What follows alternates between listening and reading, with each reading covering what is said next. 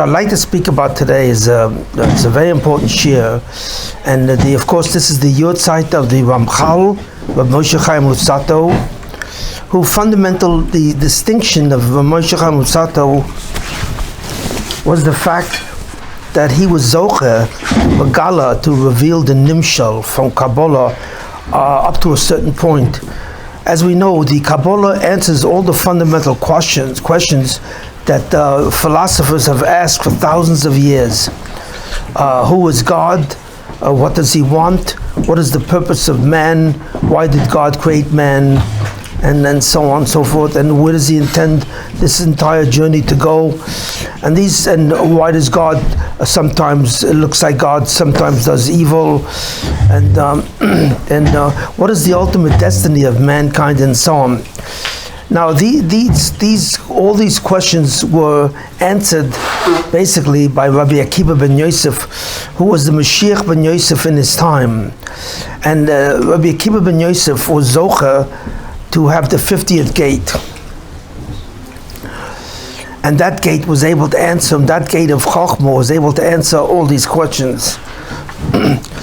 But when he saw that he would not be able to bring the Gula, in other words, even though he was a full-fledged Mashiach, with the 50th gate descended upon him, he would not be Zocher to bring the redemption. And therefore he he assigned the Kabbalah to be given to basically all the Tanoim, but he assigned the Kabbalah to be given to Rabbi Shimon ben Yochai, whose Yahrtzeit is Lag BaOmer. And his fundamental purpose in giving Rabbi Shimon the Kabbalah was to fundamentally is to disguise it and to conceal it in the form of a mashal. A mashal means it was a metaphor or it was a symbols. So the Kabbalah, which is basically the content of the 50th gate, was given over to Klal Yisrael in the form of metaphors and symbols, and was not given to them to understand the nimshul or the actual meaning of the Kabbalah itself.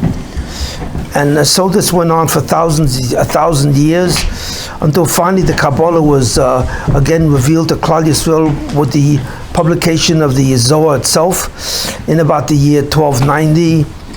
And but it was only given in a mashal form.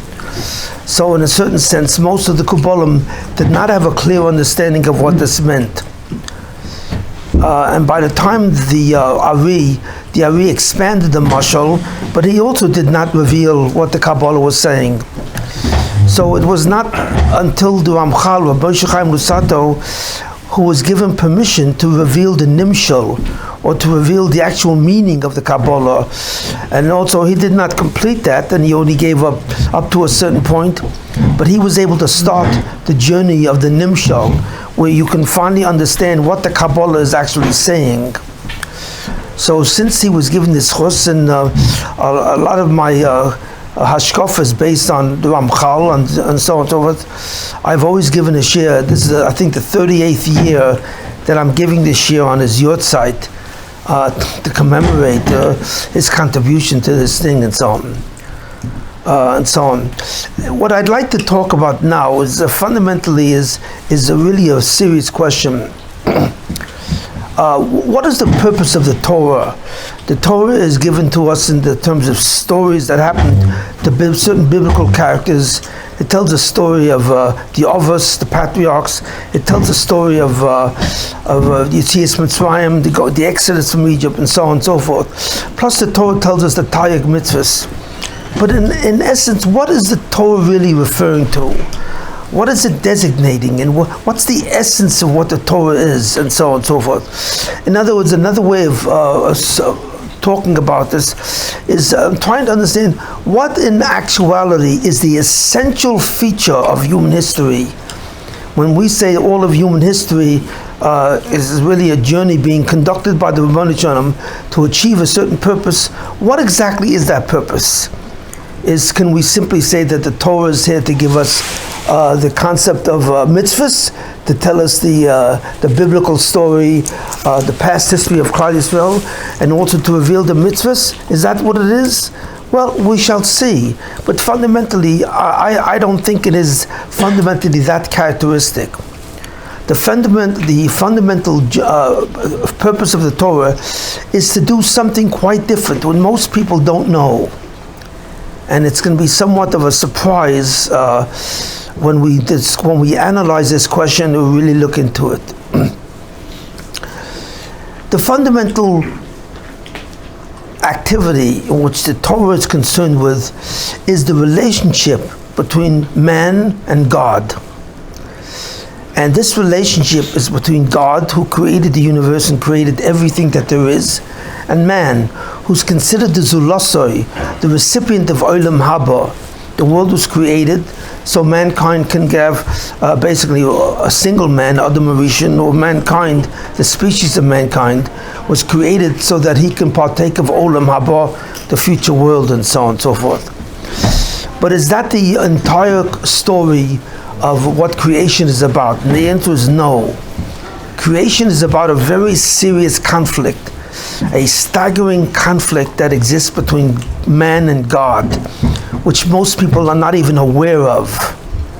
We call that conflict the conflict of the Yetzer, the evil inclination, and the Yetzer Tov, the good inclination. But we don't know really clearly what that means, that there are two impulses in every human being. One is towards an evil way, and one is towards a good way. But exactly what is that mechoma? What is that conflict, that confrontation between the two Yetzers? It's not that simple to say we have a Yetzer and a Yetzer Tov. What exactly is going on? And the mitzvahs were given to us to agitate the Yetzer and the Yetzer Tov to be in conflict, so that mankind can choose the way of the Yetzer Tov, and by doing this be worthy of Olam Haba. But again, the real question is, what exactly is the ultimate conflict between these two Yetzers, these two impulses? What are they trying to achieve? And so on.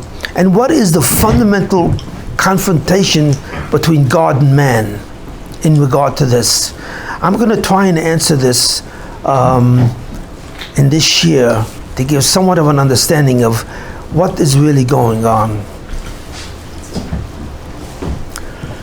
The first thing that we have to look at is, what is the nature of God? And what the Torah tells us is a very simple thing. It's summarized by the words Ein Od Mulvado, there is nothing but him, or the word Ein Od, there is nothing else. And this actually summarizes the fundamental nature of God. What does that mean, there's nothing else? It doesn't really mean, it's not really referring to all entities that exist outside of God. In other words, when it says there is nothing else, what it really is saying is that God includes everything. It's a statement of inclusion, not exclusion. It doesn't say that God doesn't exclude anything, but it's really saying God includes everything. What does that mean? And if you can understand what that means, you would have a grasp, some kind of grasp of who God is, who the Rabboni Shalom is. In other words, there is no such thing, or any entity which exists, there is no existence outside of him. No entity exists outside of him. No plan or anything like that can exist outside of him. He incorporates and includes everything in his existence itself. Now, we really can't understand the depth of this, but we can somehow understand a little bit of what that's saying. Because what's that saying is that the fundamental property of God, what makes God God? If I want to summarize God in one word, what would be that word? That's the real question. And this word really describes what his power is. And that word is independence. What does independence really mean? Independence really refers to the fact that you don't need anything, number one. You don't want anything, number two. And anything that you have has nothing to do with anyone else. You are completely and absolutely independent of every entity or any force which exists in reality. So the word independence means soul, solely him. He is a being who has nothing to do with anything else. Everything else is included in his existence. But his existence doesn't come from anyone outside of him. And so on. So what does this say to me about God? It tells me something about the nature of existence, and I just hope this is a little clear because it's somewhat complicated. How does God exist? And the answer is God does not exist with existence. There is no such thing as existence in the universe of God. What is there? There's something him. He is the only one, and he is identical to his existence. He is the process of existence itself. He is the process of being. He does not possess being. He doesn't have being. He's not giving being. Being as such as a process has nothing to do with him. Why? Because he is actually identical with that process itself. So therefore, the word existence doesn't exist, if I may say. In other words, there's no such thing as to exist. When we want to say something exists, we really should use the word God. In fact, the name of God is by the Osius Yud K and a Vav and a Hey, the Shem Havaya, which means that when you refer to God in a bracha, what you're saying, the Shem Havaya, and so on. Although you're not allowed to say the word, we say the word Adonai, but we really mean the four-lettered word. So what we call God is Mr. Existence. That's what we say. Blessed are you, Mr. Existence. Now, who ever heard of calling a person Mr. Existence? When we use the word existence, we refer to what exists. For example, if I say Chaim exists, Chaim is the subject of a sentence, and to exist is the verb or the predicate. In the sense of existence, there is always a subject which happens to exist. So therefore, every entity which exists as a participant. Everything that we see, everything that we know, participates in the process of being. But all it does is it participates in a process of being which is separate from the entity itself, which is referred to as an essence. So therefore, everything has a definition. Everything has a definition which says to you what it is. In addition to the definition of what a thing is, called the essence, or mahus in Hebrew, we also say that it happens to exist. So therefore, it exists and so on. But the existence of something and the essence of something are two separate items. They both are attached to each other, and in a certain sense, the essence of a thing participates in the process of existence. But it's not identical with it. But in the question, in the sentence, when you talk about God, there's no such sentence as God exists. It does not. Why? Because that sentence implies that existence and the essence of something are two separate items. With God, it's only one item. So therefore, if you really want to talk about God, you have to use the word is. And that's it. You have to use the word is. Meaning what? God. God is the process itself. He is the word is. So I can use and certainly saying God is ising, which means he exists. But that's a ridiculous sentence. Language does not give you the ability to describe the existence of God. It only gives you the ability to describe every entity in the universe. It does not give you the ability to describe God, because the essence of God and his existence are the same thing, and there is no language in the world which allows you to describe existence with a noun or the entity itself. So God therefore exists in a very different way. Where does God get his existence from? Well, you might as well ask, where does God get himself from? Because he himself is his existence. And the point is that he has no origin. Why doesn't he have an origin? Because God didn't need anyone to create him. You only have to create something when your essence and your existence are two separate things. Somebody has to put the two together, and presto, you have the entity. But since God is the same thing as his existence, no one ever had to put his essence and his existence together. They were already together in an absolute unity. That's why I say that the word existence, as we use it, refers to what? Refers to a process which attaches itself to an essence or an entity and makes that thing what it is. So therefore, God exists in a completely different way than we do. So the one word that describes God is the word independence. He is free and clear of anything which exists in all the worlds that we see and know. It is impossible to understand the nature of his existence. Now, the fact of the matter we know. Shh.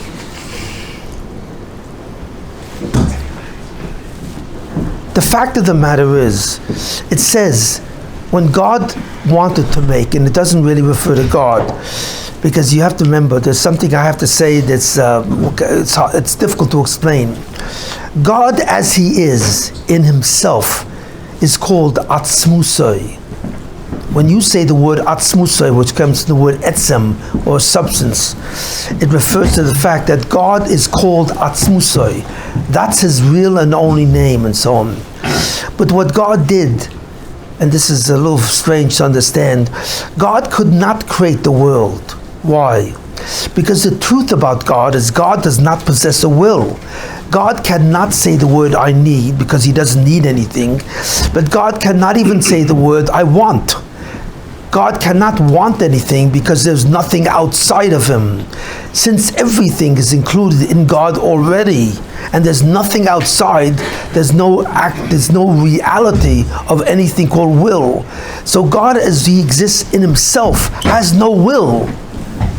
He's not capable of saying I want, and He's surely not capable of saying I need. So how did God create anything if He doesn't want anything, if He cannot want anything, because He includes all things? So how does God create anything else but Him? And the answer is, what God did was He created another version of Himself, which is also divine, is considered divine. And the name of that version, if I use the word version, is Ain Sof. Now, what exactly is Ain Sof? Ain Sof is a divine being, in the sense that what? It's characterized by the fact that it's completely outside of any concept. You cannot conceive of the Ain Sof. The word Ain Sof means without end, but it's not talking about a space. It's talking about an edge, a property, a concept. You cannot describe the Ain Sof with any idea or any concept. Why? Because it doesn't submit to a concept. There's no such thing as a concept. It's out of the world of concept. And since we human beings, what we understand is only through concepts, you know what I mean? It's through conceptual understanding. Our intellect allows us to understand the concepts involved in any specific entity. And since the Ain Sof is beyond the ability in concept, we cannot talk about it. There's no word that can describe it, because all words refer to concepts. That's called Ain Sof, and in a certain sense, that is a derivative of Atzmusoi, where Atzmusoi is God Himself, and the Ain Sof is a version of God which now can create. Therefore, the Ain Sof technically is called Ritzonoi, His will. It's a manifestation of a will of God, but it has to be created. Now, we cannot really talk about any of these things at all anymore, because all of these things are beyond the human mind. And then we're not capable of understanding these things or discussing these things. But there's a very interesting fact, given all this stuff. When God wanted to create a person and give him the ability to coexist with him eternally, without time and without space. In other words, in the world of God, or at least in the world of Ain Sof, there surely is nothing to do with time. Because what is time? Time is simply the ability to change. When something changes, it has a past, it goes into the present and the future. That which is in the future was contained in something in the past. But the past and the future are two different times. They refer to existence changing. Existence in the past is different than existence in the future. What allows things to change, to go from one state to another, is the concept of time. Olam Haba has nothing to do also with the concept of space. To say that there's a space between you and me means that fundamentally we can recognize that there are two entities separated by space. The fact there is a space between entities clearly creates a distinction or differentiation of those two entities. So space is nothing more than a way to recognize the boundaries of a specific entity as different from the boundaries of another entity. Time and space are therefore have to do with the world of din. It has to do with a causal world where you have a cause and effect. But in the world of God, there is no cause and there is no effect. God is all of these things together. Even in the world of the Ain Sof, technically speaking, there's no cause and there's no effect. What we do know is that the Kabbalah tells us, or the Nimshal from Kabbalah tells us, that when God wanted to create an entity which he can give to Olam Haba, this Olam Haba is eternal. What does eternity mean? Eternity does not mean endless time, although that's what it sounds like. When we say something exists for eternity, we say that exists forever. That's not what it is. Eternity is really the absence of time. In other words, we no longer measure your duration or your existence in time with any term, because time doesn't apply. The essence of time, past, present, and future, really applies to change. And in Olam Haba, which is the future world, there is no ability for man to change at all. He is what he is when he comes to Olam Haba. He will never change from that time on. So there's no need for time. What do we call that state? Eternity. But that refers to the absence of time. There's also an absence of space. And this is a little more difficult to understand. I'm not going to go into this right now and so on. But the absence of space means the absence of the separation between two entities. Somehow, every entity in the world, all people, I should say, in the world, are somewhat related. And that is called an organism. What is an organism? An organism is fundamentally a body which has different parts. But all of these parts, even though they are separate from each other, all perform the same function, or they contribute to the same function, like the human body. The human body is referred to as an organism. Because why? Because all of its parts of the human body all contribute to life. The heart, the lungs, the kidneys, the brain, all of these separate organs, even though they are separate in their entity, they are all together, and all together they form one unit, and that unit is called an organism. And the critical thing to understand about an organism is this: there is no such thing as a stranger in an organism. The fact of the matter is that every cell in your body, although you don't know this, every cell in your body knows every other cell in your body. There's no such thing as a stranger. The cells in your brain know intimately the cells in your heart. They know intimately the cells in your stomach and the kidney and so on and so forth. In other words, they all know they're from the same body. How do we know this is true? How do we know that there's no such thing as a stranger when it comes to an organism? There could be a stranger in a physical universe. I see you walking down the street and I have no idea who you are. But when you're talking about an organism, there's no such thing as I don't know who you are. Of course I know who you are, even though I've never seen you. Even though I've never met you, I know who you are because you and I work for the same thing. And what the Torah tells us is that Klal Yisrael is an organism, really. So fundamentally in an organism, there's a certain concept, it's a slight absence of space. Because there's no real differentiation and so on in terms of, except in entity, but there's no differentiation in terms of function. But we'll let that go. The word chesed means loving kindness, and what it means is that's the reason we say God created man. God created man from an act of chesed because of it was an act of love, and we'll come to that later on. But fundamentally, a human being is a very strange form of creation. Although you take it for granted, since you are all human beings, you have no idea the uniqueness of what you are. When I say a human being, I'm referring to an entity that has self-awareness, self-knowledge. In other words, you not only exist, but you know that you exist. This is a special gift which is not given to anything else. Like the table in front of us, it exists, but it has no idea that it is a table. You cannot have a conversation with your table because your table doesn't have a mind. It doesn't have the property of self-awareness. But a human being has the property of self-awareness. He is, and he knows that he is. That's called self-awareness or self-knowledge. And whether you realize it or not, that is a contradiction to God. How God created a human being or a being with self-awareness is absolutely a mystery. Because what does that mean? For God to create a human being who has self-awareness, that means that the human being can turn around and he can say to God, me, you. But the fact that a human being can turn to God and say, you, means that he must in some way be outside of God. You can't say the word you and me unless two entities are talking to each other and they're both outside of each other. And they refer to each other as me, myself, from my self-awareness, and you, who's a separate being. So the serious question is, how did God create something which is outside of him? Since we just said that there's in all things, everything to God is inside of him.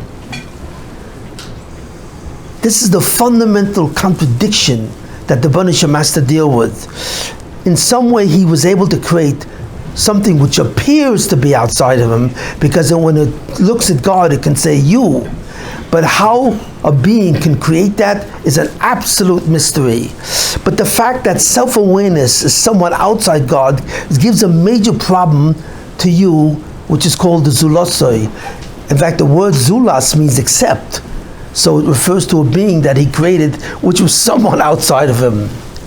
But obviously we know that you are not outside of God, but you appear to be outside of God. But herein lies the tremendous contradiction in this matter. Chesed, therefore, by performing chesed, by performing an act of loving kindness, God wanted to create a zulas, something which is except him, something which is outside of him. And he did so. But the zulas being outside of God is a contradiction to God's existence. Therefore, technically speaking, the zulas, which we all are and everything is fundamentally called an anti-yichud entity. It's an anti-yichud because the mere existence of you is a contradiction to the absolute omnipresence that he is everywhere, everything is in him, of God. And this contradiction, which exists in your fundamental ability to say me, not me. Every self-awareness, every being with self-awareness says two things. When he refers to himself in his self-awareness, he says me. He refers to himself. But he also knows at the same time that there's something outside of him. He knows that he is not everything. He is not synonymous with all of reality. So therefore, when he refers to that, he calls that not me. So he sees entities as me, myself, not me. So for some reason, fundamentally, when a zuloso says me and not me, that does something to him. Because without question, the ability to refer to yourself as a me with self-awareness is a Eloki process. David HaMelech says, "Vatachasreyu ma'at melokim." And what do you think David HaMelech is referring to? He says, man, or the Zulasoi, is slightly less than God. In this case, the Ain Sof. Well, I just said, how can it be slightly less? The Ain Sof is beyond the concept, and the Zulasoi is in a concept. So what do you mean by slightly? Because what it's saying is, David HaMelech is saying, the ability to say me is divine. Because the only being that can technically say me is absolute, and that's God. Therefore, God is an absolute subject, and that's the definition of God. He is a subject, not an object. He's a subject, and he's able to say me. And he's an absolute subject because he's the only one that can say me. No one else can say me. But wait, there is someone else who can say me, and that's the human being. So God gave the greatest gift of all, but in giving that gift, allowing you to say me, where you know yourself as opposed to all of reality and so on, was the greatest gift that God can give. In a certain way, you are like God, and that's what it says. Let's make man in a certain sense like us, and like us means he'll have the ability to refer to himself, but he also has the ability to refer to something outside of himself, and he calls that not me. And that's a problem, because what does he feel? That he is not everything. Because your mind, by saying me, is the receptacle for all of reality. You know all of reality through your mind. You see, you think when you're looking at me, you think you see me. Your vision of me is my reality. The fact of the matter is, all of you have no idea what I look like, because I don't look like anything. Vision is a product of the mind. Your mind produces from your retina. Light goes into your retina, and light goes into your mind, and your mind forms an image. And what you see is the image that your mind makes. You don't see me. You have no idea what I look like. In fact, I don't even have any idea what I look like. And all I know is I'm an image in your mind. But if you have the ability to interpret reality by creating images, that means you are the medium. You are the medium and the instrument that knows reality. That's what David means. That human being is not only has the ability to say the word me, but in the ability to say the word me, he actually provides the image of what all reality looks like. Looks like means the image that the brain forms. There's a piece of the brain that forms images, and that image you call sight, or smell, or touch. So when I touch this table and I feel it's hard, you think that I'm touching the table. See, I'll tell you, well, this table is hard. There's no such thing as hardness. What I'm feeling hard, that feeling of hardness occurs in my mind. My brain forms an image of hardness to be associated with my finger. There's no such thing as hardness outside of my finger, although that's what it feels like. It feels like when you're touching this table, the table feels like it's hard. The table is not hard, but the table somehow stimulates the nerves in the finger to form an impression of what we call hardness. So therefore we see that we are ultimately the interpreters of what reality is, and we know reality for 5 senses: what we see, what we hear, what we taste, what we smell, and what we touch. These 5 senses let us know that there is something out there. What is out there? We will never know.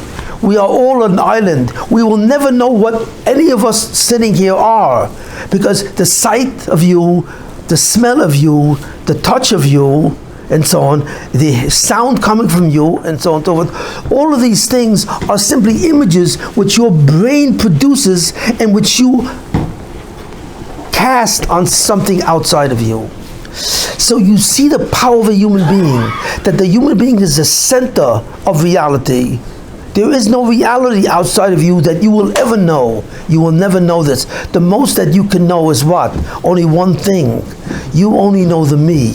That's it. You know that you exist, and you exist through the awareness of self. So suddenly God created din. And din is a new attribute, is a new midah. It's a new midah that God created. What does He create it for? Because God says to you, I want you to resolve this problem. Because you know yourself, there's a me. And you also know not yourself or not me. You have a knowledge of all of these things. That's true, and so on. But God says you cannot reconcile these two, and so on. And therefore, since you observe a not me, you feel a sense of shame, because you feel disempowered. Now this word is a very important word. What does it mean to feel powerful? To feel powerful means in some way you control existence. You know, when I know a lot, I feel powerful because I've mastered a lot. When I have a skill, I feel powerful because that skill belongs to me, and so on and so forth. You know, when I achieve certain things and so on, or anything, a pleasure, when I have any kind of pleasure, in a certain sense, that gives you a certain power because it accentuates, it focuses the me as a strong component. So therefore, by the fact that I am the center of everything I know, I have a certain power. But at the same time, because I am a center of that, but I am not a center of that which is outside of me, I have disempowerment. So therefore, every human being is a product of empowerment and disempowerment. And this is a fundamental contradiction. Because God says to you, because you have disempowerment, you feel a certain sense of shame. The sense of shame feels that you are not as powerful as you think. Even though you produce reality, you are not as powerful as you feel. So therefore, the inside of me, the me, produces a sense of power. I feel myself. Every time you feel yourself, you feel a certain empowerment. And when you feel something is outside of yourself, you feel a disempowerment. But for you, who are a very high person, because you are in the dimension of divinity in a certain sense, it produces a certain shame. And there's a technical word for this shame, nam niksufa. Nam niksufa means in English, bread of shame. In other words, your ability to sense something outside of you weakens what you say about yourself. In some way it produces a chesaron, a fault in yourself. And what the Banishim says to you, I cannot give you olam haba in this state, because you feel a sense of shame. Any olam haba, any eternity I give you will not be adequate, because you are fundamentally enveloped by power and disempower. So therefore, the only way I can give you olam haba is if you correct that. You will have to get rid of this shame that you feel when you sense not me. And that's called the Midas Hadin. The Midas Hadin was created to give you a complete program for you to get rid of the disempowerment, the shame that's associated with the world of not me, that world which is outside of me.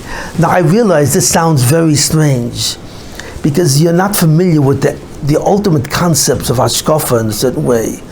You know, if most people have no idea who they are or what they're about, and so on. And I'm running through this, trying to give you quickly, very rapidly, a sheer on what the human being is. But if you understand one thing, that if you don't know, a human being is not in the world of Yetzer, things, entities.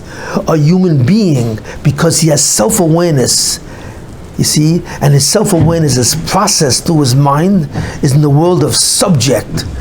That's why a human being can be a Baal. He can own something. An animal cannot be a Baal. An animal cannot own anything because it has a sense of self-awareness slightly.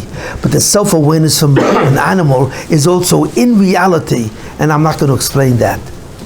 But there is nothing that was ever created in all existence that is complex and as deep and as divine as a human being. And that's what David HaMelech says. Vatachasveyu ma'at. The word is ma'at, a little bit. Melokim.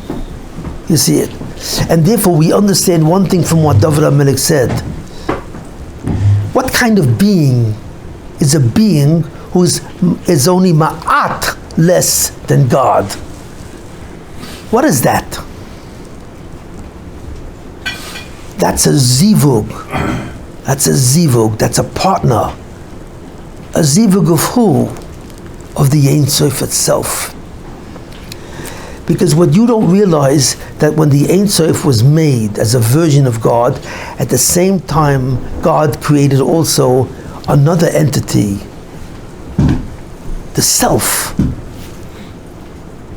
And that self is also divine, slightly less than the Ain Sof. But this fundamentally is a contradiction. And God says, you cannot have olam haba as long as you have that sense of shame. That will diminish the simcha that you will have in olam haba.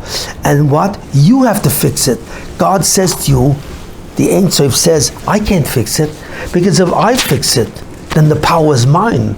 Of course I can fix it, but if I do that, it will make you feel even less powerful, because it will accentuate the fact that I am outside of you. And you have to understand that I'm outside of you, but I'm not outside of you, because I am part of you. As God, I am part of you. I am not outside, but you sense I'm outside, and you have to correct that. That's the fundamental problem of Namdik Sufa. The word me in contradiction to not me, which we have to correct, and that's called the Midas Hadin.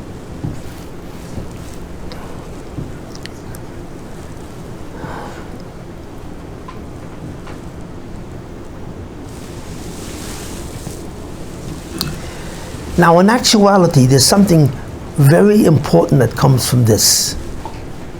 Because since the Zulosoi, which is all man, the Zulosoi has a sense of power in the word me, and a sense of non-power in the word not me. Since he has that, he automatically has an impulse. What's his impulse? To reacquire a sense of power, because his shame brings him into a certain level of default. It's very hard to live with that. That's a pain. How does a person who's a Zulosei feel pain? We really don't understand this, because I'm not speaking about you as a human with a neshama and a guf. I'm speaking about you when you are not even human anymore, because your existence is beyond your guf. It's beyond your neshama, because fundamentally you are an act of consciousness, period. You are what they call a self. What does a self look like? Nobody knows. They don't have any idea.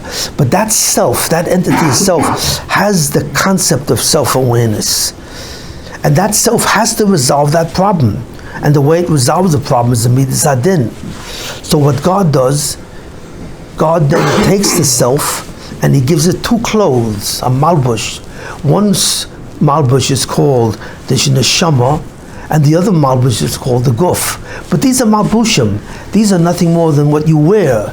But this is not what you are. And what do these things give you? What does the soul give you? And what does your body give you? They both give you a different type of impulse. And they both say to you, they give you what the version, what is reality. A neshama, when it's a lens. What the neshama is a lens. The guf is a lens. What do I mean by a lens? Like, for example, when you wear glasses and you put the glasses on, you are looking with your vision through the lens, and the lens gives you the version of what you see. For example, if your lenses are microscopic, so then you could see bacteria, you can see microbes, because the lenses that you have in the glasses you're wearing are actually microscopes. So then it suddenly allows you to see microbes. So suddenly you see in front of you, hey, look at all these bacteria. You will suddenly be able to see all the bacteria in front of you by wearing the lens of a certain lens. At the same time, if you're wearing another lens called the guf, you can't see that small. You see everything large, and you see everything as separate. You see all entities as separated from each other. So the guf gives a knowledge of reality composed of separate individual entities. The neshama gives a knowledge of reality composed of what? Of all entities that are part of an organism. You know, when we pass away after 120 years, how do we see? We see from the neshama, because we go outside of our guf. And what the neshama tells us is that I'm not alone. I know every other neshama automatically. How do I know it? Because I'm part of the organism. That's what an organism is. So therefore, there is no such thing as a stranger to a neshama. The neshama knows every neshama that exists. It knows who the neshama is, and it knows what it's supposed to do. It has a full knowledge, because the neshama exists as a lens that lets you see the organism, how everything is related. The guf is another lens that lets you see everything as separated. So God wanted to give you two lenses. He wanted to give you a spiritual lens called the soul and a physical lens called the body, so that you would see reality in a different way, and you would choose. You would choose and you would say, well, are all of us strangers? Do we choose the vision of the body? And therefore all of us are separated. So all of you people are fundamentally strangers to me. Or does a person want to choose the lens of his neshama? So suddenly he sees all of you people, and he could see that you're all brothers. Even though you never told him that, he can see that you're all related, that you're all intimately connected. So fundamentally, the neshama is a lens that lets you see the organism, the totality of the organism of all creation. And the guf is a lens that allows you to see the separate individuals of all reality. And which one you choose to choose, you choose in terms of what you want to see. You have a choice to see through the eyes of the neshama or through the eyes of the guf. And you should know something about the intellect. You think that the intellect is your intelligence, is your physical thing. You should know, and it's going to be very hard to understand this, your intellect, which sees concepts, sees everything as it's connected together. What the intellect does, it unifies all concepts in a series of ideas. What does that mean? What is the intellect? Well, the intellect is really the eyes of the neshama. It is not the physical. It functions physically because you think. But what you're really looking at, when you're looking at concepts, and you're looking at the union of all concepts, how everything is connected and everything is related. Because every definition that's given of something is connected to every other definition. If you ever study a dictionary and you see the relationship of all these definitions, in the end, all definitions are really part of one guf, one organism. And that's how the intellect sees. Whereas the eyes sees everything is different. I see all of you people as different. So this is a very powerful fact.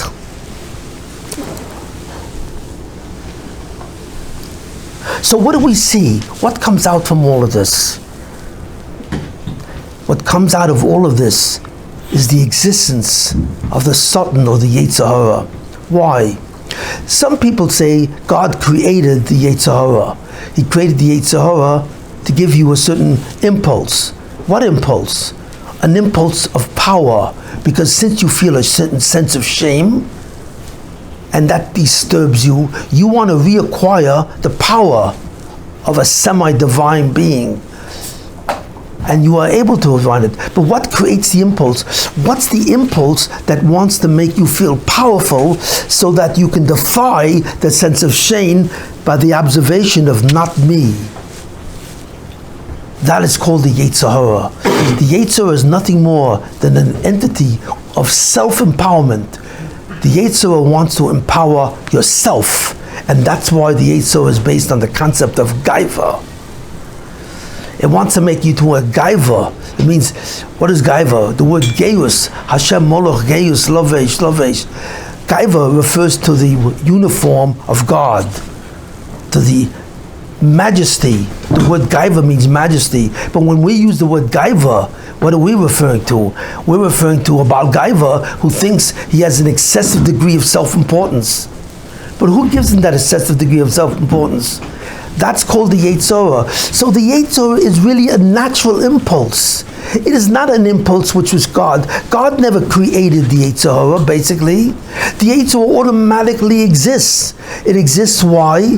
Because every zulasa, every person who's prone to go to Olam Haba has a sense of me, which is powerful, and he also has a sense of not me. He has a sense of shame. And every human being therefore wants to remove that sense of shame so that he can feel comfortable. And the desire to remove that sense of shame by inculcating himself or absorbing a certain sense of power, that's called the Yetzer. So it's a natural impulse. It's a natural impulse to re-empower the person.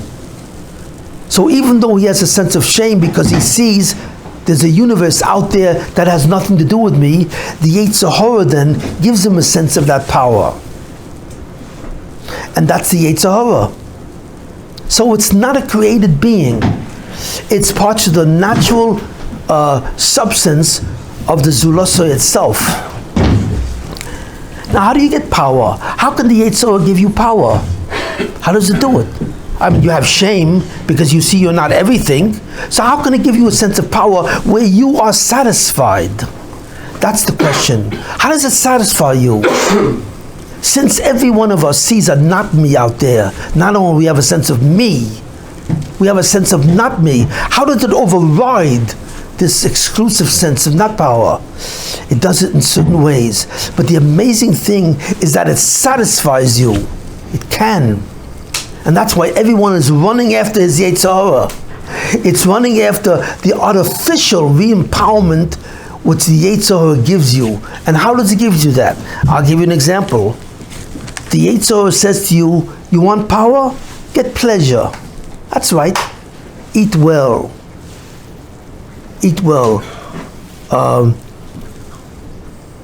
Engage in pleasureful activities in all ways, in everything that we know, in ervas, in macholim, and so on. Because when you take pleasure, that pleasure focuses on the self, and suddenly you feel powerful. You feel that your sense of me is accentuated. Another way the Yetzer works, it says, you want power? Control people. Be a boss. Be an owner. When you're an owner of something, you feel like the me of you is empowered. When you are a boss over people, you feel powerful. That's why politicians feel so powerful, because they feel they control masses of people. But that gives them a certain sense of power. What does that do? That focuses on the self, on the me. And suddenly, they don't feel the shame. The shame is gone. That's another Yetzer. Another way the Yetzer works, it says, I'll give you a sense of achievement. When you build something, let's say you're an architect and you build a building, or you build an edifice, or you build a machine or something, you feel very strong. You feel like, I'm somebody. I'm somebody. What is I'm somebody? Who's saying that? That's the Yetzer forcing you to say this, so you shouldn't feel the shame of Nam D'Ksufa. Achievement does that. If you can't do that, theft. Why is it? Most of human history is caused by Goyim fighting with Goyim. Why? Why were they fighting? To steal from each other. When one guy wants to see another guy has more than him, he wants to take it. He wants to steal it, and so on. So he takes it. That sense of theft is a form of control. When you have control of other people, because you can tell them what to do, or they have to do what you want, or they machabed you, when they say to you, you are the powerful one. A person who's at a banquet and he's the honoree of a banquet feels great. Why does everyone want to be the honoree of a banquet? Covered. Covered is the ultimate accentuation of the me.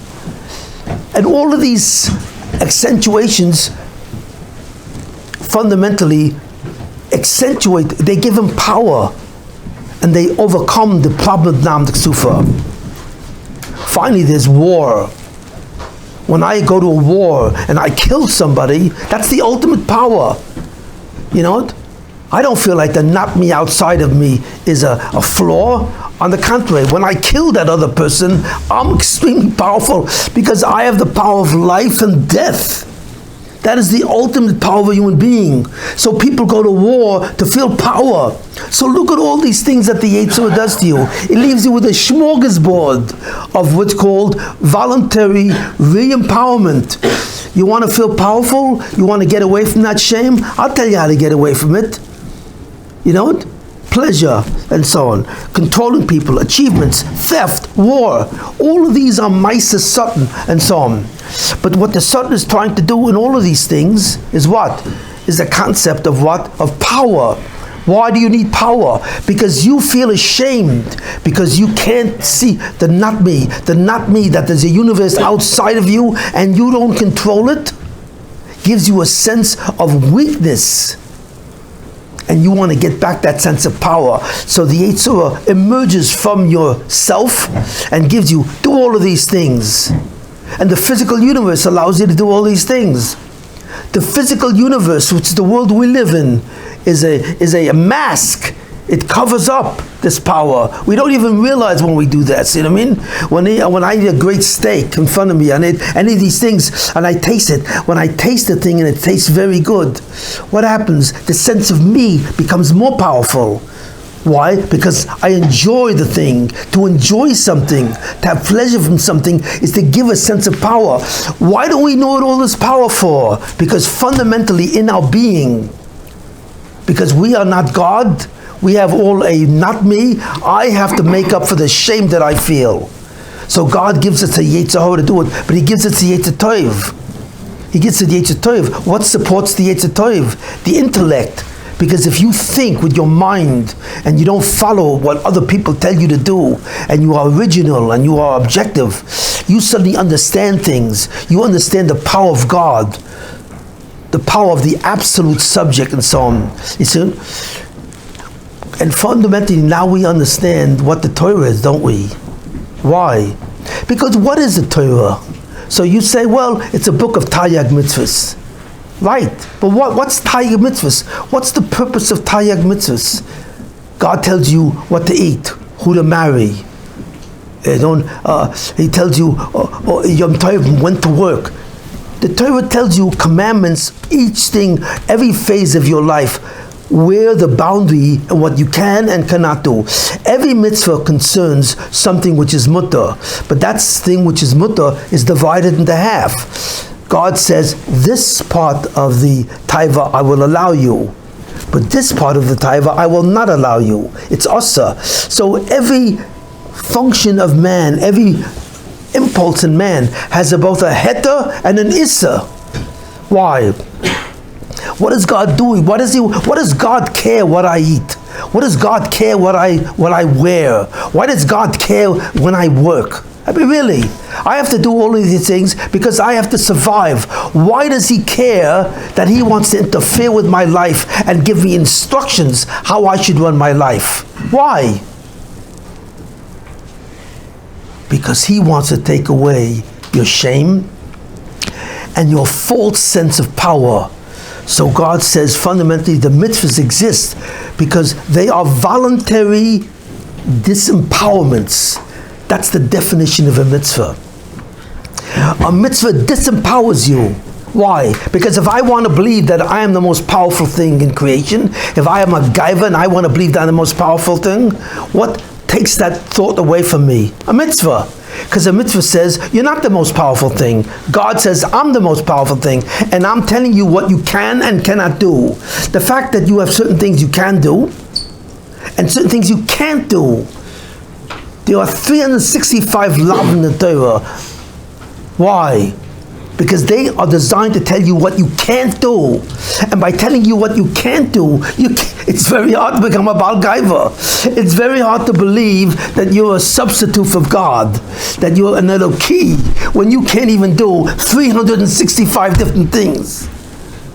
So God gives you all mitzvahs, the Loisa say, all as a disempowerment. Why does God want to disempower you? Because you re-empower yourself through the Yetzer. The Yetzer comes from your busha, from Nam Neksufa. So God wants to say, I want you to get rid of the Yetzer, from the false need to establish power, to take away the shame. How do I do that? By giving you a mitzvah. The fact that I command you not to do something is automatically a disempowerment. And by disempowering you, He says to you, so if I can't do this, so who am I? So God says to you, you are me and I am you. In other words, you are not yourself as a powerful being. I'm giving you these mitzvahs, and if you do the avodah, of the mitzvahs, and you gain what's called anivus, it says Ekev Anova Yus Hashem. Because of humility, you become a Yor Elokim. What is Yor Shemayim? Fundamentally, the fear of God, the recognition that God is the only power. And when you are humble, which means you recognize who you really are, you don't have false thoughts about yourself. You don't think that you're more powerful. You're not going to go out there and commit war or steal. You're not over there to boss people around or so on. You're not going to do anything which the Yetzer tells you to regain the power. Because the Rebbeinu Shalom is saying, if you do the Torah, which you do, the reward, you will give up that power, and you will realize that your power lies in connecting to me. And I'm going to speak about that a little later. So the Torah is voluntary. Voluntary means you can either accept it or not. You don't have to keep the Torah if you don't want. You know what I mean? And you won't keep the Torah if you want to feel powerful.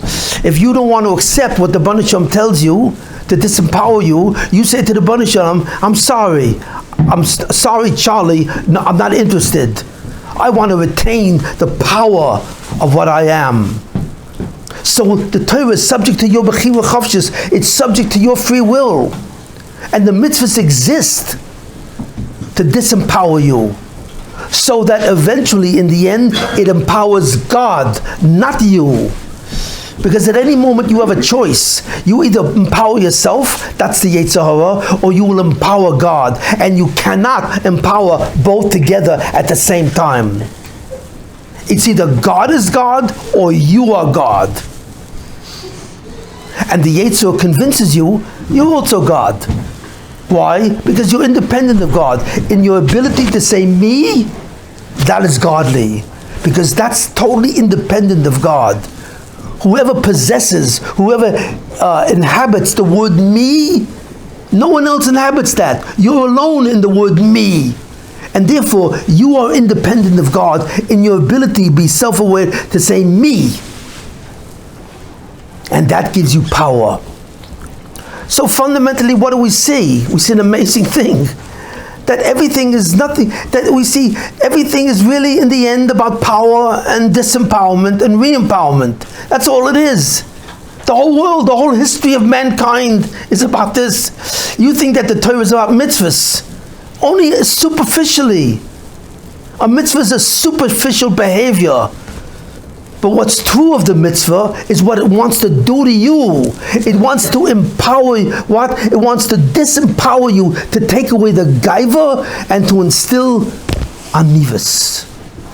And when it says, Ho'ish Moshe Onav Miyoid, what does it mean? You can imagine who Moshe Rabbeinu was.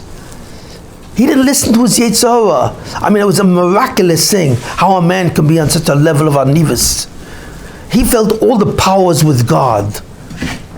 V'nachnu mo. What does that mean? V'nachnu mo.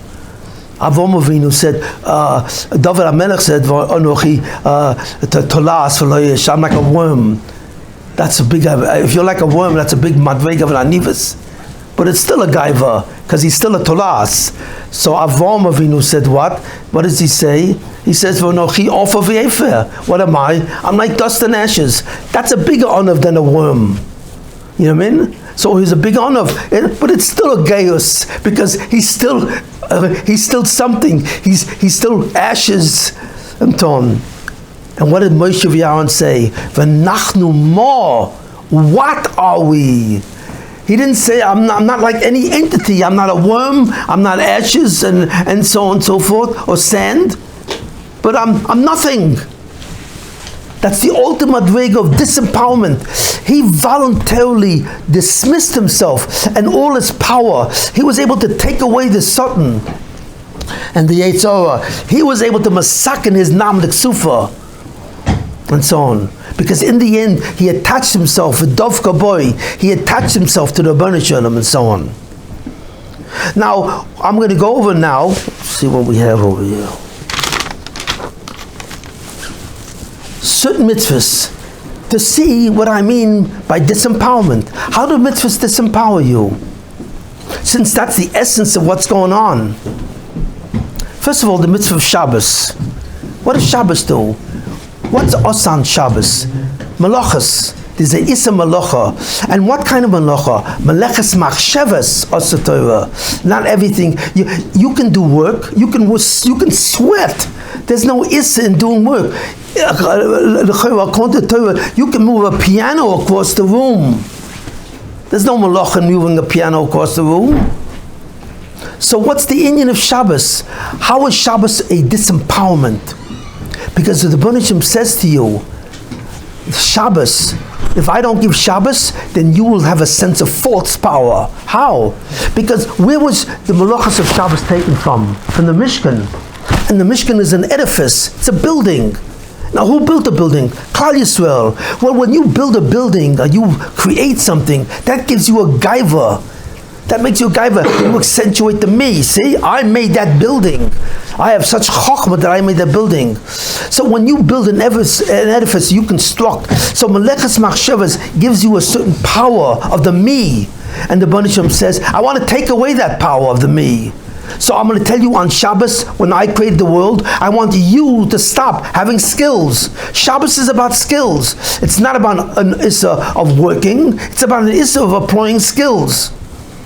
So therefore, Shabbos is the ultimate mitzvah which disempowers you.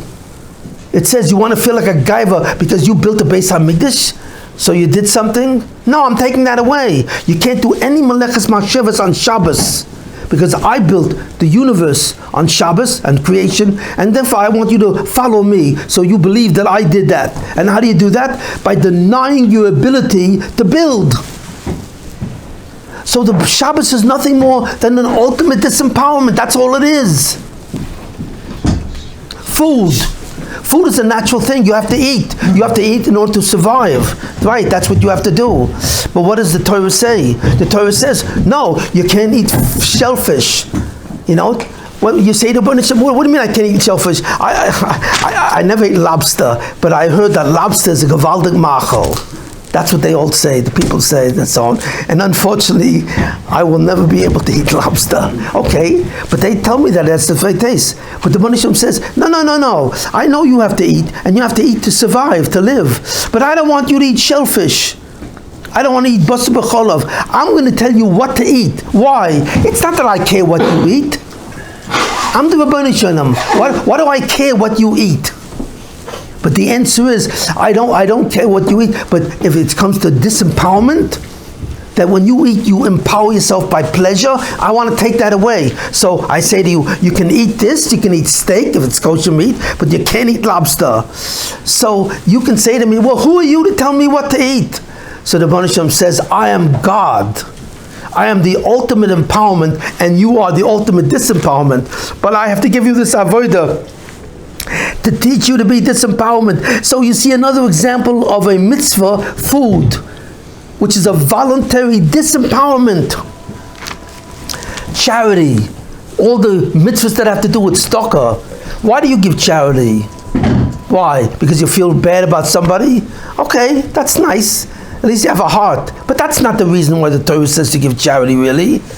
The Torah says to give charity, you know why? It says, Kol Yisrael Arevim Zelazer. You know what that means? All Jews are considered security of another Jew. Now that doesn't make any sense, does it? I see a Jew walking down the street. I don't know who that guy is. I never met him in my life. I don't necessarily know all you people here. So you're telling me that I have to worry about that guy who I don't even know? Is this a joke? Is this a joke? I'll be lucky if I can care for people that I do know. I also have to worry about for people that I even don't know. But the Baruch Shem says, no, you're not. You're not separate. You are an organism. That person, that Jew walking down the street, you see, you can see he's Jewish because he has tzitzis from his pets and so on and so forth, and he has a yarmulke. So you know he's Jewish, but you don't know who he is. But you should know, you don't know who he is because I took away that information from you. In your neshama, you know who that person is. He is a member of your club. He is an organism with you. So that's why Kol Yisrael Arevim Zelazer. So the mitzvah of tzedakah and all these things, bein adam lechaveroi, all have to do with treating other people like dirt or like animals. That these are your brothers and your sister. And all the mitzvahs in the Torah that have to do with bein adam lechaveroi, all attest to the fact of what? One side. All of you are an organism, and never forget that. And the reason why the Mashiach has never come, because Klal Yisrael refuses. I mean, people talk all day long. There are Rosh Yeshivas and a lot of people don't. They're always talking about Achdus. But why do I have to have Achdus with strangers? What do I need that for? Because the Baruch Shem says that is Achdus is not with strangers. These are your brothers and sisters, mamish. after you pass away after 120 years, you're going to see that was your brother that you refused to give tzedakah, and so on. So the purpose of charity is to teach you the ultimate disempowerment of the self. When you say me, you're not the only one who lives. There's also your mishpacha, and I want you to feel to your mishpacha by giving tzedakah, because that you're telling me that you recognize that this is your mishpacha. The mitzvah of tznius. Women are told to be tznuah. Why? Well, that disempowers women.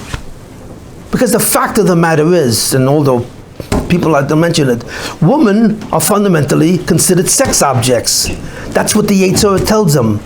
The Yetzer tells every man, that woman is a sex object.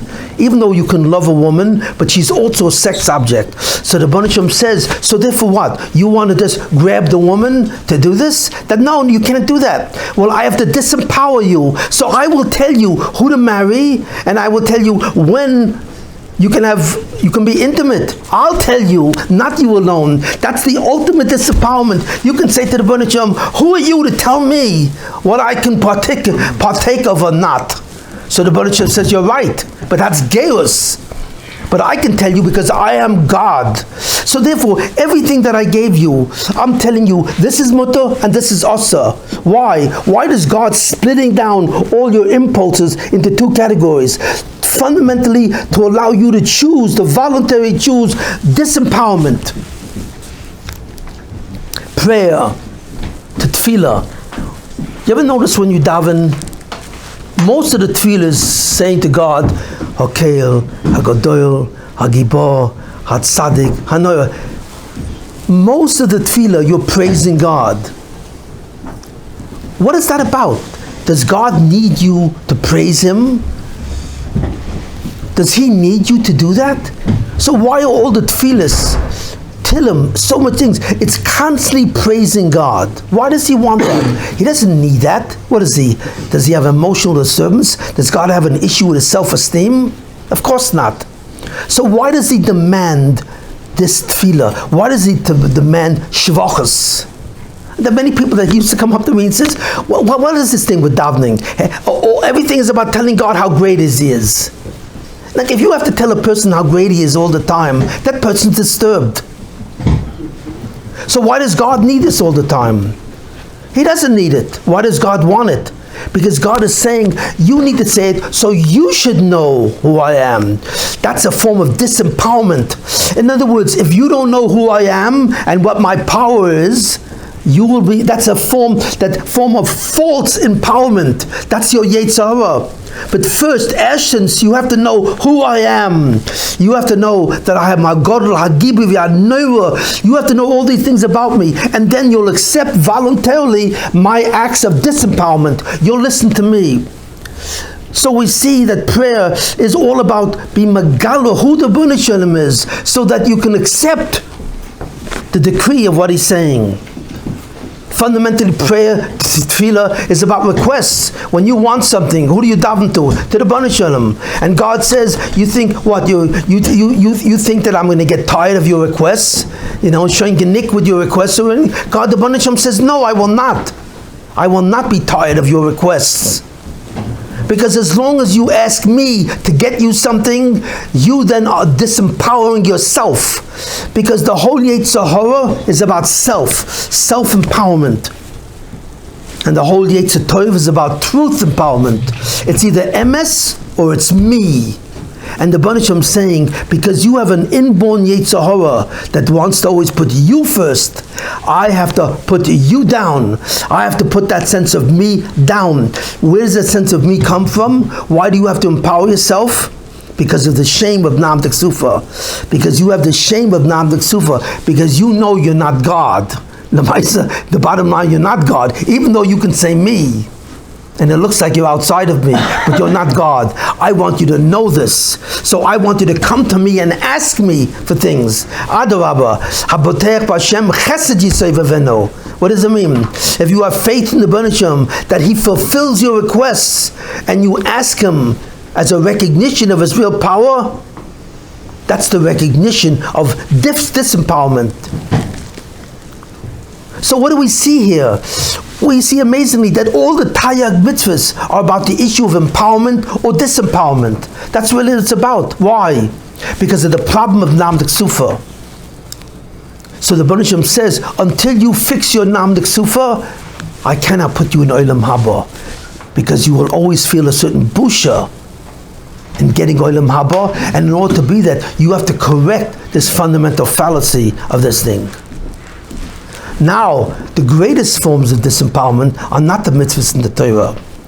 When Adam Rishon sinned, what was he given? He was given 3 things. Now, 2 of these things you know already. The third you don't know. I would doubt very much that any of you know. But I'm going to tell you what these 3 things are. The first thing was Golus. What is Golus? Why did the Rabbi Shem create the Golus of the Christians and the Muslims? And he put all Yidden, most of Yidden are in them, either in Europe or in the Middle East. Most of the Goluses, China and the Far East was never a Golus for Klal Yisrael. Only Europe and the Middle East. Because the Baruch Shem wanted us to be under the shlita of the Christians and the Muslims. Why? Because how do they see us? They're a very strange Golus. It's different than the Golus of Bavel. When we went into Bavel, Bavel was a Golus, but not really, because they didn't see us as competition. They worshipped Marduk, Ishtar, which are the Babylonian gods, and we worshipped the Rabbanu Shalom. That's not a competition. They were polytheistic. They worshipped many gods. So they can easily include our God with all their gods. He can join the list of gods they didn't. So the Golus of Babylonia and Persia was not a true Golus in a way, especially Persia and so on. It's not a real Golus, because we were never considered enemies of the people of their religion. But Christianity and Islam, we are competitors to them, because Christianity believes that Christianity comes from Judaism. You know, Yoshko, Jesus, is supposed to come, was Jewish himself. So therefore, they have to explain why they took over. They believe that they're the Jews. They are the Jews. After the Jews were sinned, God abandoned the Jews and made them, they're his Banim, they're his Bechorim. That's what they believe. So they are the Christians and the Muslims, because Moses, we believe there was no such man as Muhammad. You know what I mean? I once had a machlokes with a Muslim, and I said to him, he talked to me about Islam. I said to him, I don't understand something. I told him, Moshe Rabbeinu received the Torah from who? From God, the Baruch Shalom. Muhammad wrote the Quran, or so he says. Who was his teacher? Gabriel Malach. So I said to him, simply, why should I leave something which is given by the Rabbanu Shalom and go something given by a man? How can you compare something from a servant from the Rabbanu Shalom and a Malach? I mean, with all due respect to Gabriel, he's a Choshev Malach. It's a Choshev Malach. But how could you compare the Rabbanu Shalom Malach? He heard what I said. He looked at me. He couldn't even answer. The whole stutz of Islam. So the Golus of Islam, the Golus of Christianity, is a Golus of religions that came from Judaism, and they hate Yidden because we won't accept them. We won't give them a righteousness that they're right. We say, you don't know what you're talking about, these are shtusim. And the fact that we call the religion shtusim, that's why they hate us. So therefore, the Golus of Christianity and Islam is a Golus of Misa. The Jews are always under threat of a pogrom, a Holocaust, a crusade.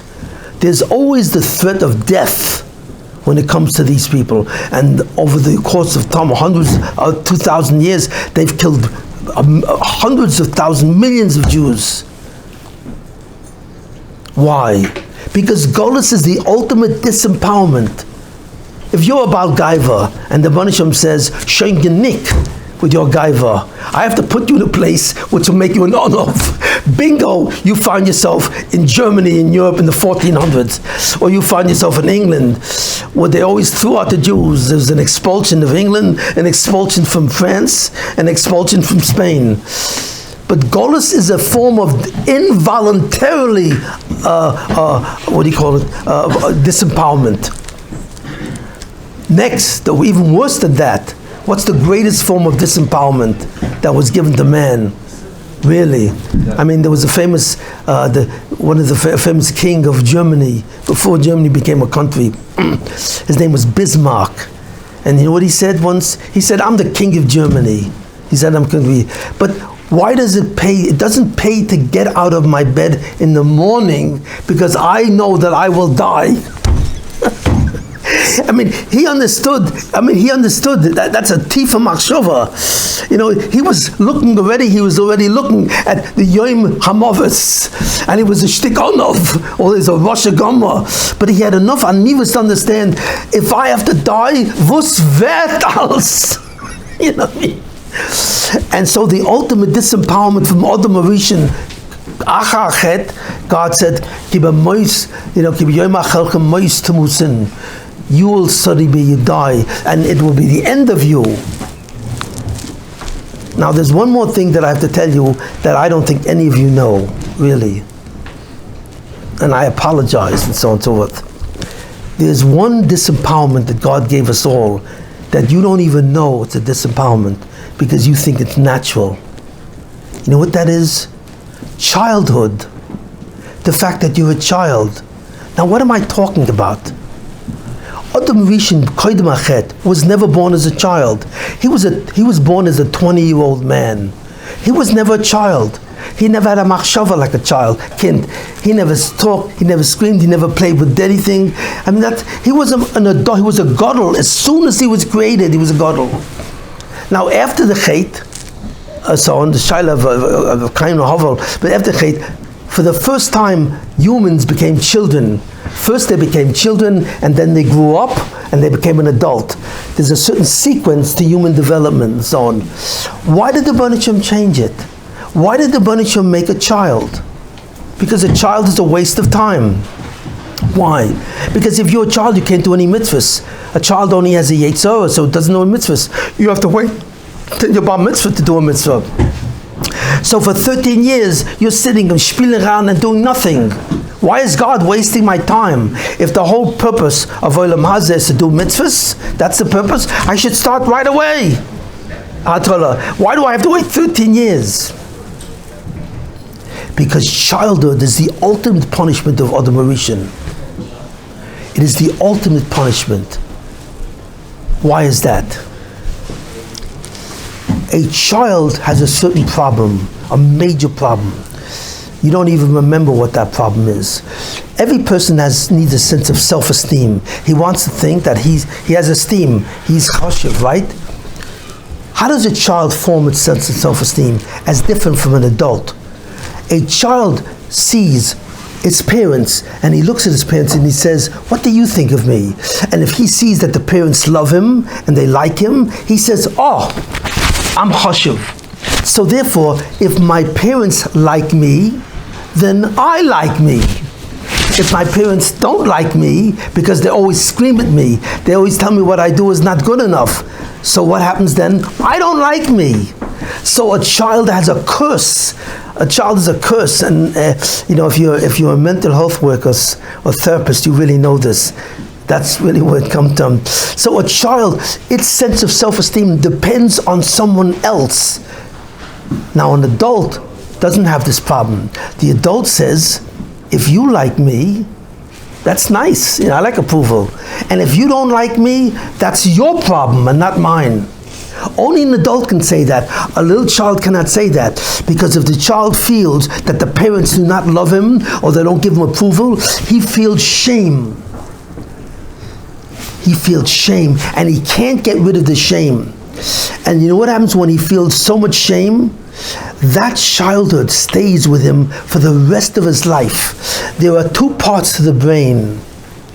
Two parts. One part is called the cerebral cortex. That's the outer part of the brain.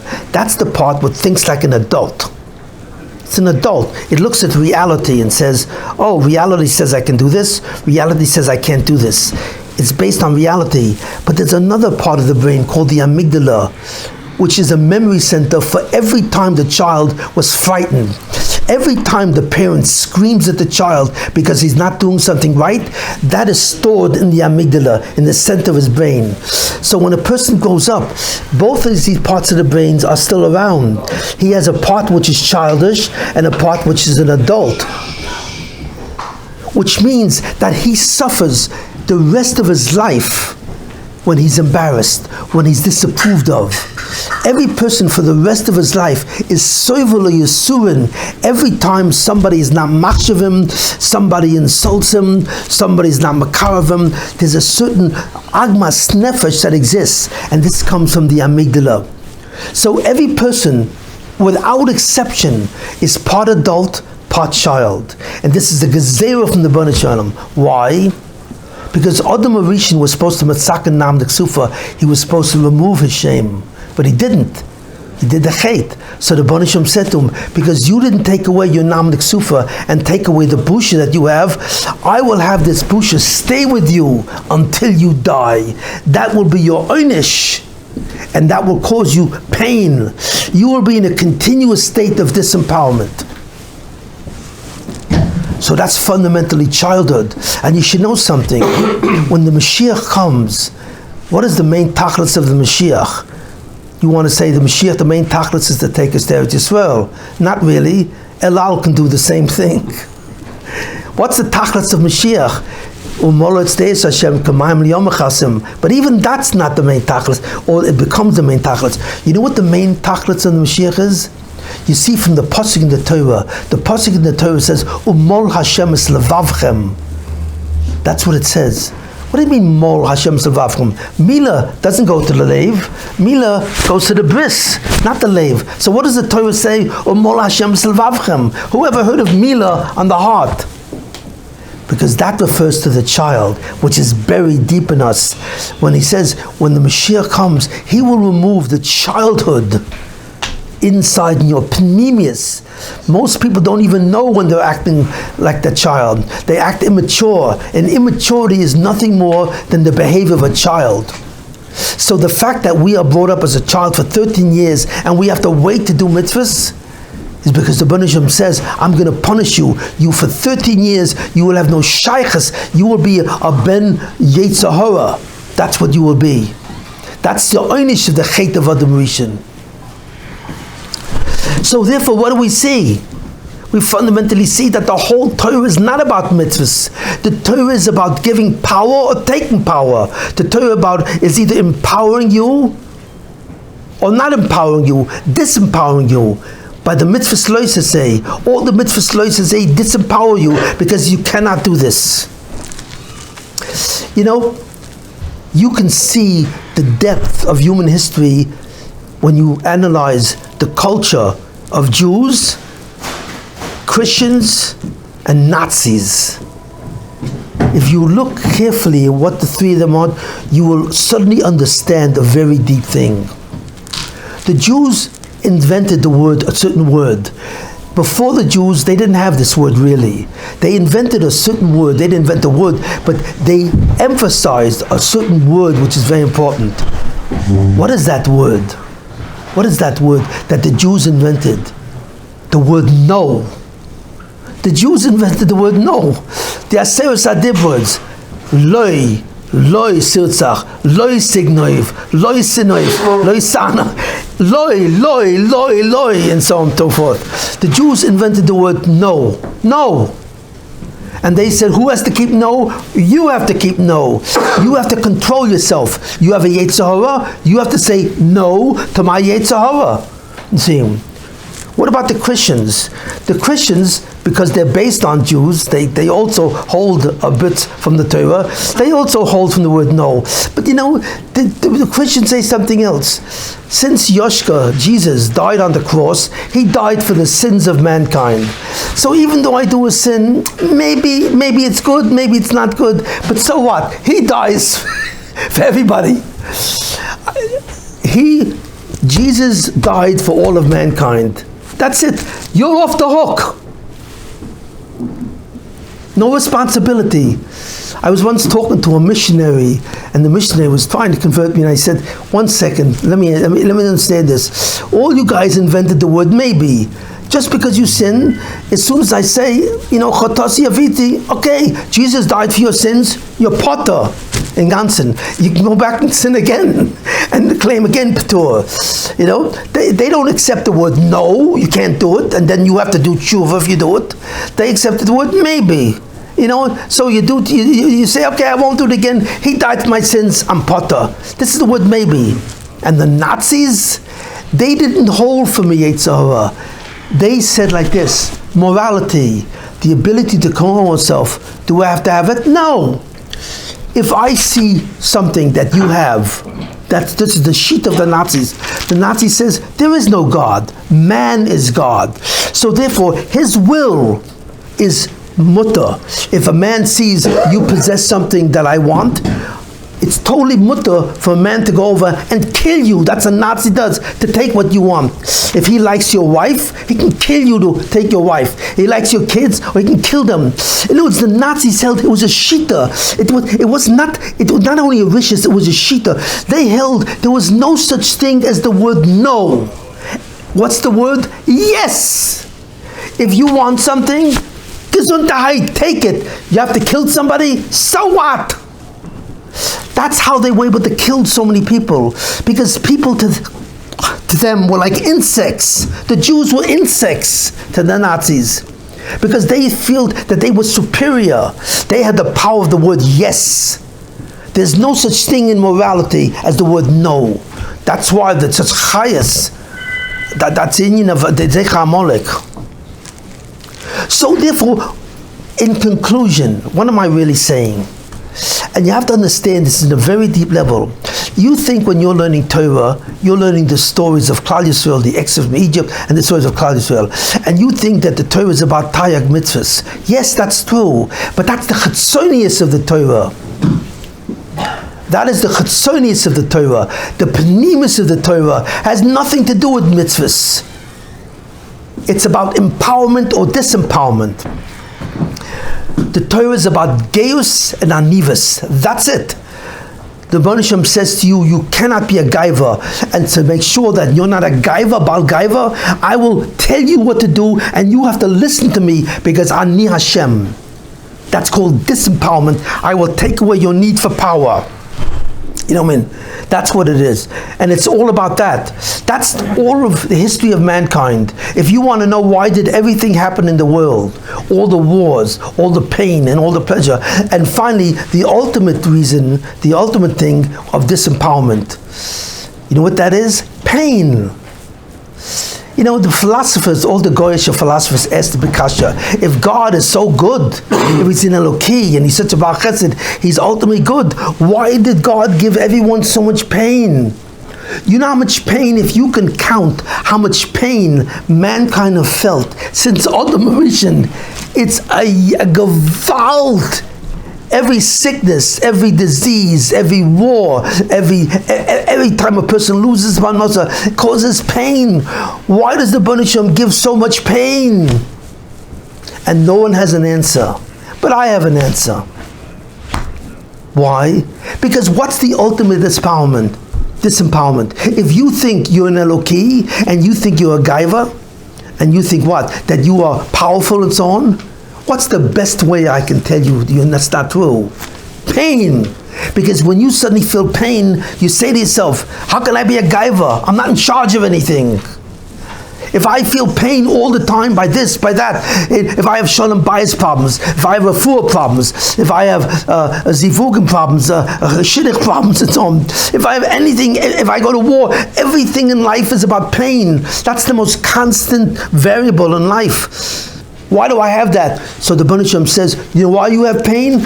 I give you pain as the antidote. It's the opposite of geus. Because when you have pain, you realize you're not an Eloki. Poshit Keret. You can believe that you're powerful, you can believe you're everything, and you can believe you own the world. You own nothing because you can't even take away your pain. Only I can take away your pain. So pain is the ultimate disempowerment. It's an involuntary disempowerment. It happens to you Baal Kocho. When the Baruch Shem wants to teach you anivus in some way, he uses mitzvahs. But if you don't do the mitzvahs, then he comes and says, then I will give you pain instead of mitzvahs. Because the mitzvahs are voluntary. You can do it or not. But pain is not voluntary. I'm giving it to you and you can't get away from it until I take you away from it. So this will make you pain. The existence of pain in your life gives you the ultimate anivus and disempowerment. We just don't recognize it.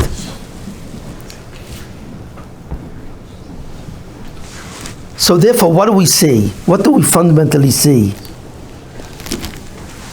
That in this whole world, human history, from Adam Rishon until the Mashiach comes, the ultimate history, what is it all about?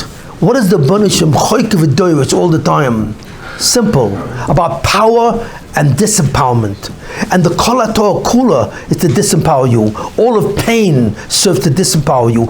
Everything that the Banishim does serves to teach you, you are not God. You may have skills, you may own a lot, you may be a boss over a lot of people, you may be a king, but you're a boss of a dom. I am God, and you're not. And that makes the person an onov. It's very hard to be a Baal Gaiva like Bismarck. I mean, he was a very great king, and he said, what use, what good is it? What do I get up in the morning for? I'm going to eventually die and everything will be gone. That's the ultimate lesson of disempowerment. So we have a choice. You know what that choice is? Either it's voluntary or it's involuntary. Either you can choose it or not. So the Baruch Shem says, do the Torah, do the mitzvahs. Disempower yourself. I give you permission to disempower yourself. Have anivus, ekev anov Yus Hashem. Because of anivus, there's Yus Shemayim. I give you the choice. But if you don't want to disempower yourself, you force me to disempower you. And I have many ways to disempower you. So this is what all of history is about. It's about the experience of disempowerment, which we are to do voluntarily or involuntarily. Now I just want to end off my share today. So and I want to end this as a very powerful thing, a very important thing. What is the ultimate solution to Nam Niksufa? The feeling of me empowers me. How can I help it? If you take away my ability to say me, and you take away my self-awareness, I'm always mensch. So in order to be a mensch, I have to be able to say me. How can you take this away? So how does the Baruch Shem heal my Nam Niksufa? Of course, I can also see not me. So I feel a busha, but I can't get rid of the busha. You know, when I feel me, I feel powerful. And I see not me, I see something else out there, I feel powerless. But that gives me a busha. How can I heal my Nam Niksufa? By the two greatest mitzvahs in the Torah. It's the key. What are the two greatest mitzvahs in the Torah? Does anyone know? It's not an easy choice.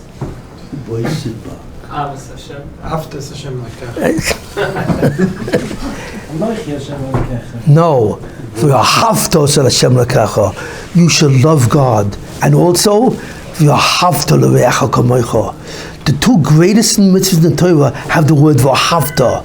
Because what is that? What does that mean, I should love God? How do I love God? I can't even see Him. I have no idea He's in front of us. Nothing. All I know, there's me and there's you. I don't see God. You know? So the answer is like this. Because every person in his pneumius already can love God. He can love God. The reason why he doesn't love God, because he wants to empower himself from Nam Niksufa. But the Baruch Shem says, I don't know how many people, you people, I really have no idea, have ever experienced true love. It's a funny question, and I'm not going to talk about a romance. No, but I really want you to consider, there's something called true love. And there's something called, like. You know, most people who get married, they like the girl she married. Do they love the girl? Some yeah, some not. But what does it mean, true love? There was only one man in existence who was created, who had true love. True love. Who was that man? Adam Rishon, Koydem Achet. Adam Rishon had no taivas nashim. None. He didn't know what you're talking about when you said to him, there's a nice girl over there. Maybe you want to have some business with her. No, what are you talking about? I have no taiva for this girl. I have no taiva for woman. Nothing. I only have taiva for Chava. Why? Because Chava was my zivug. Chava was once a piece of me before the Nesiva, before the Banisham split us in two and took us out. We were once one guf, part of one guf. So my desire to reunify, what I want to do is when I get together with Chava and so on and so forth, I reunify love. So what is love? Love is the reunification of something which was once one.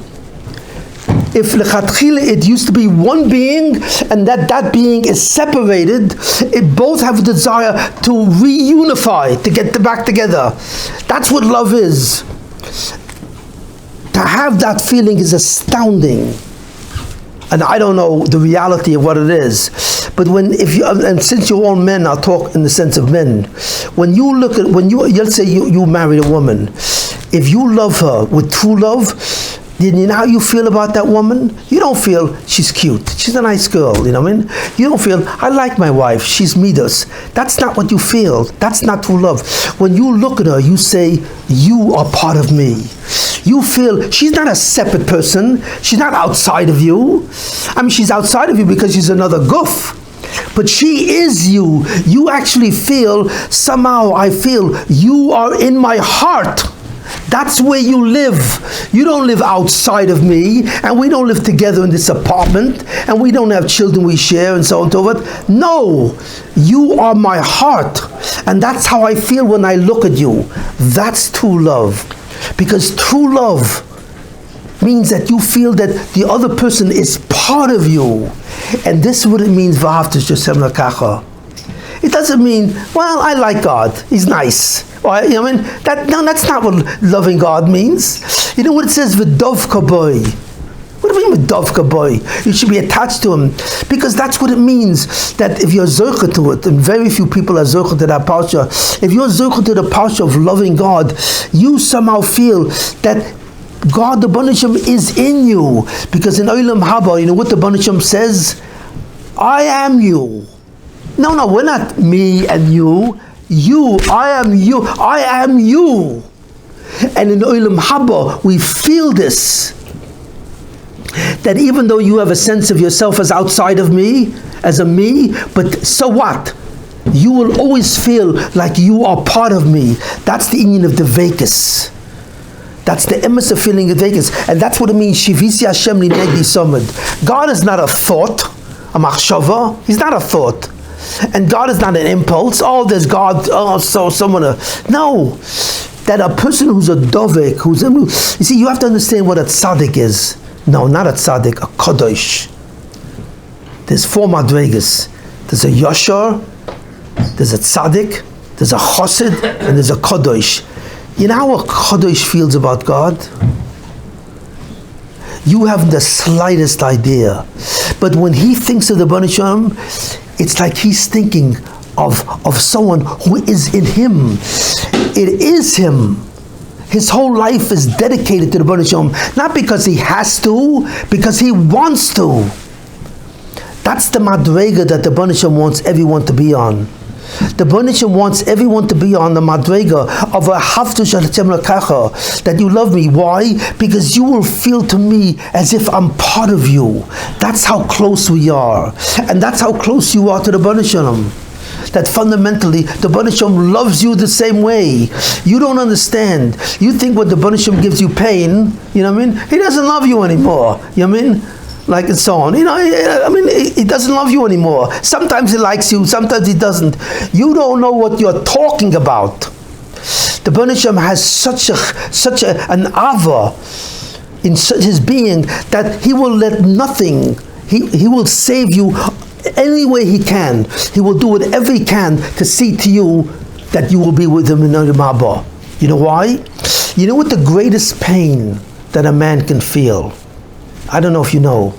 What's the greatest Schwerkeit what a man can feel?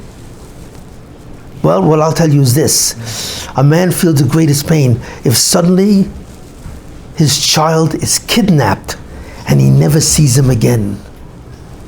You have no idea the level of pain, because from the moment that his child, son or daughter, is kidnapped and taken away and he never sees that child again, he is a dead man. It's like he died and that's the end of him. Who else feels like that? Which parent feels like that to a child? Well, any parent who loves his child. But you know who really feels like that? The Rabbi Shalom. Because every one of you is a child to him. You are not simply a person that he tells, I want you to do this, and if you do it, I'm going to like you. If you don't do it, I won't like you. I will like you, the Rabbi Shalom says. I will love you no matter what you do. But I have to disempower you. Because if I don't disempower you, you can never stand with me in Olam Haba. So I have to do it for your sake, not for my sake. But I love you more than anything you can describe. The problem is you don't know it. You have no asaga, because you've never reached that madrega of love yourself. Since you don't even know what that self feels like and so on. You know?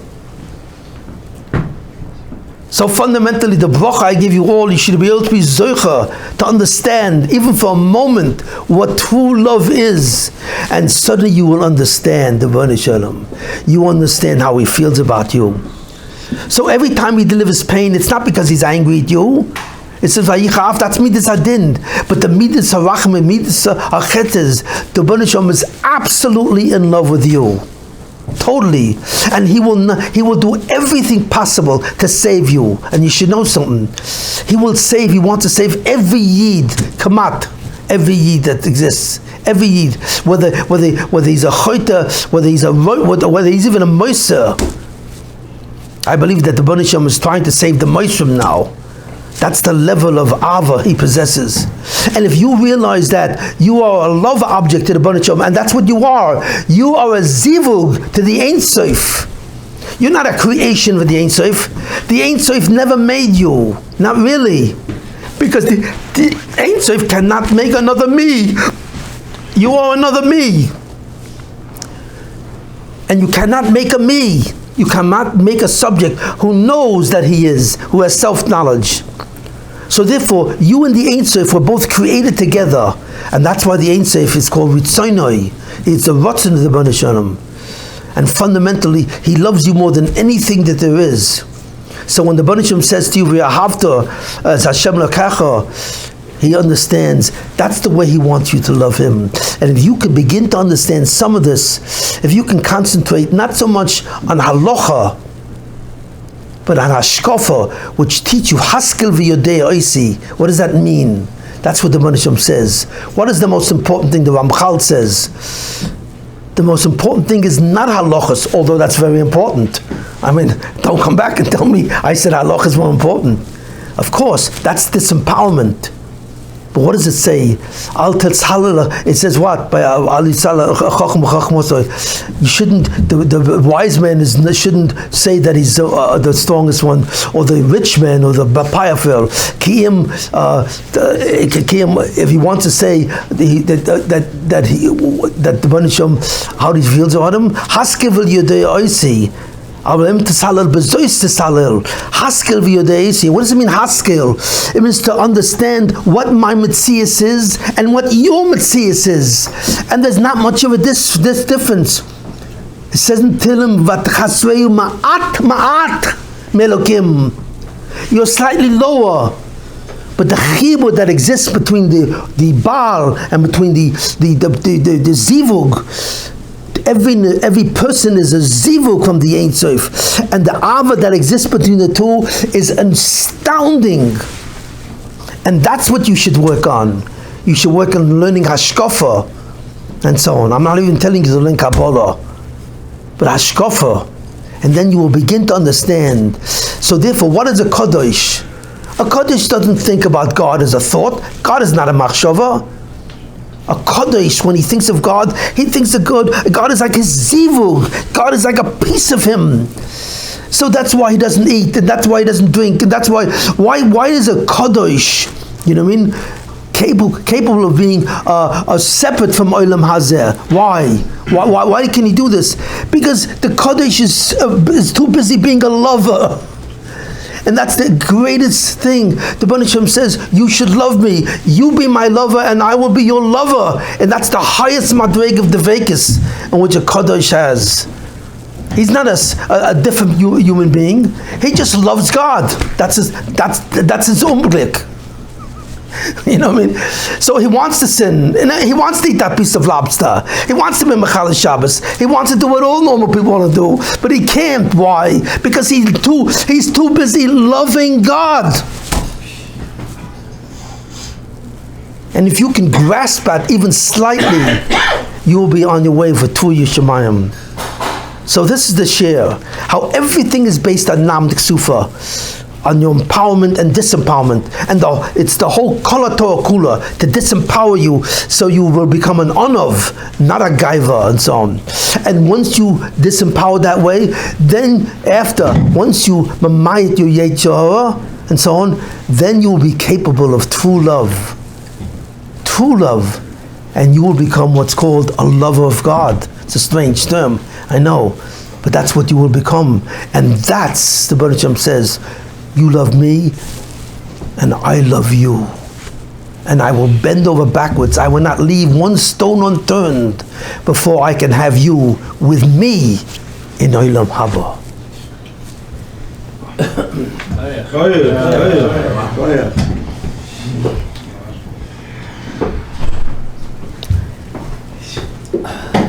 Any questions? Other mission kind of effect when the Yetzer was outside of him. Where did that? No, the Yetzer was in him, but his residence, the goof of the Yetzer was outside, but the koyach of the Yetzer was inside. Or else he wouldn't. Why does he have free will? He doesn't have an asoyan. You have to have a Yetzer to have an asoyan, right? If you don't have a Yetzer, there's no asoyan. And what changed by that? The guf. It means the spiritual force of the Satan went into him. That's called Zoyama. That's another thing. All the kavanas that we have, the Rambhal himself put out, right? The kavanas of mitzvahs, Yeah. Kessin, Gevura, Tiferes, whatever it is. According to you, it's all just disempowerment and that's it. No, it's a chitzonius. You people are oisik in the chitzonius. All these kavanas are just the chitzonius. All the panemius is power. Who is God? Is you God or is he God? And it's that contest which is the Ika of Kol Torah Kula. Yes. The solution to Namdik Yisuf is either the right way or the wrong way. The right way is where you basically make the barrier moot, irrelevant. Right. There is a barrier still there, but it's Yes. irrelevant because you're an organism. Right. Or you do it by strengthening yourself by reinforcing the barrier, and that's the wrong way. Good.